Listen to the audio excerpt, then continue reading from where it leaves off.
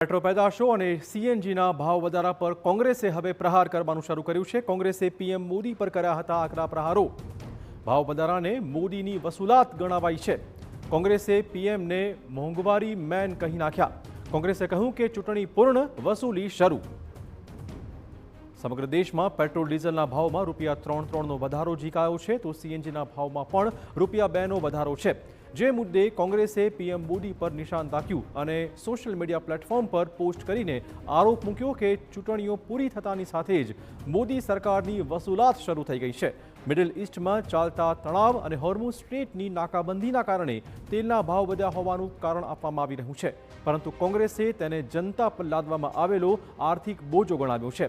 આ ભાવ વધારાના કારણે સામાન્ય જનતાના પરિવહન ખર્ચ અને જીવન જરૂરી વસ્તુના ભાવમાં પણ વધારો થવાની ભીતિ છે।